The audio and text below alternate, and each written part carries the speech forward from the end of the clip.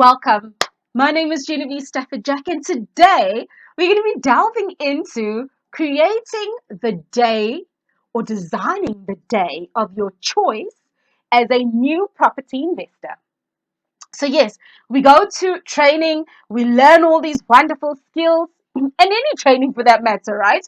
We learn all these wonderful skills, and then we get back to the reality of life after being so motivated, potentially for 24, 48 hours. And then we get back into life, and then life just a whole whirlwind happens, and then you get back into what you do on a day-to-day basis, and 5 months have gone by, and you have this, oh my gosh, I should be creating my new life kind of moment, but here I am stuck doing the stupid thing that I didn't want to do in the first place. So today we're going to be unpacking how best could we actually move forward and get out of that pattern of, so now I've got this new skill, or this new thing that I want to do, and how best can I create it?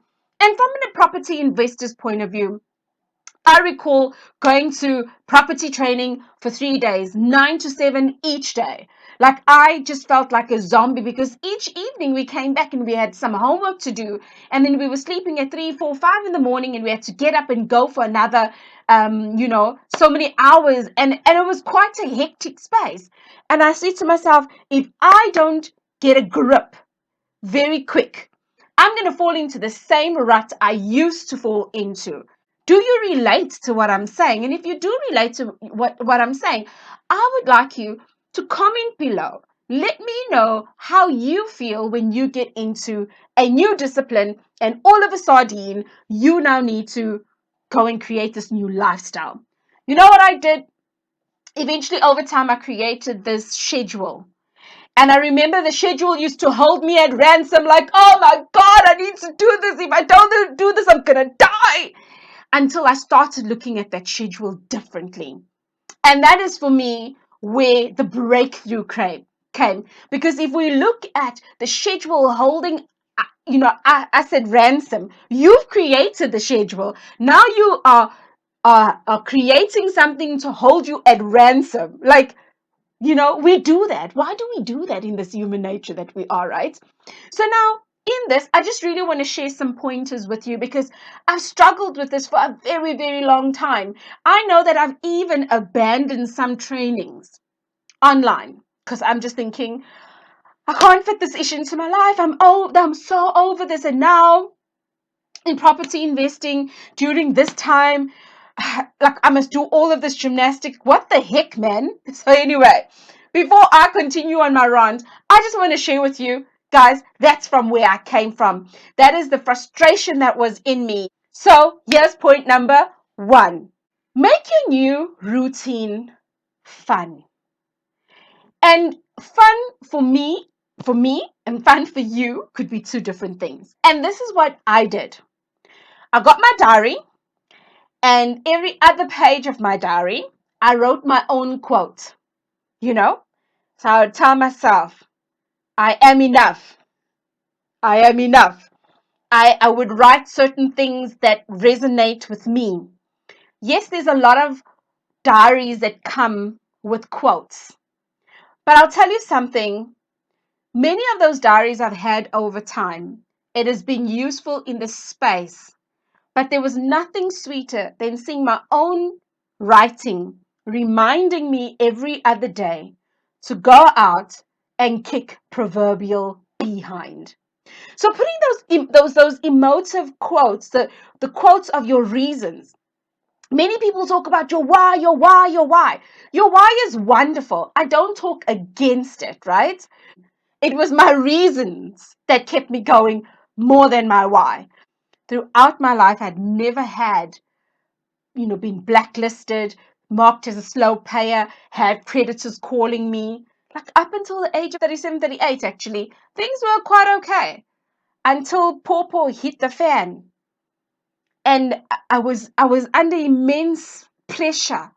And then I said to myself, my reason for doing what I'm going to do is not because, oh, I want to create a legacy. Hell no. It was about, can I get the creditors to calm down? And that for me was my reason to keep going.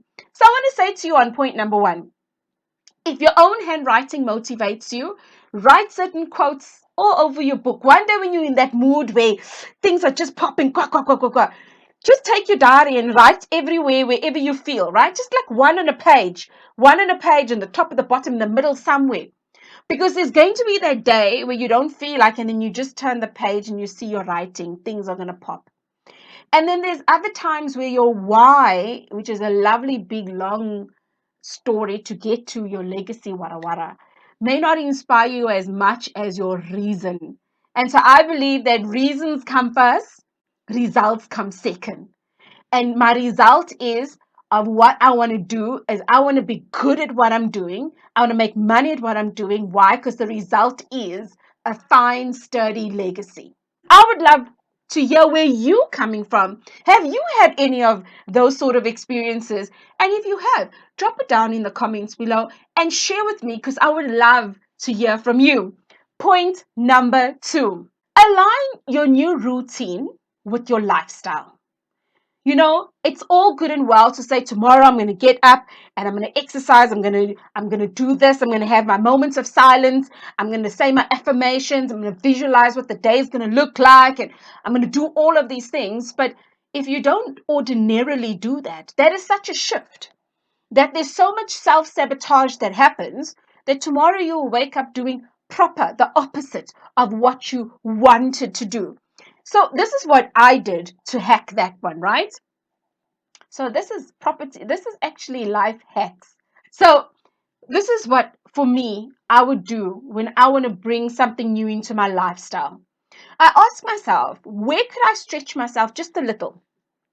If I am already exercising, if I'm doing 10 minutes of exercising, could I push that to 15? If I'm having my quiet time or my spiritual time or whatever the case is, and I want to read a spiritually inclined book, can I now, in the time that I've already designated, take the book into that time? And from what I'm doing in that time, just take away a bit of the other stuff.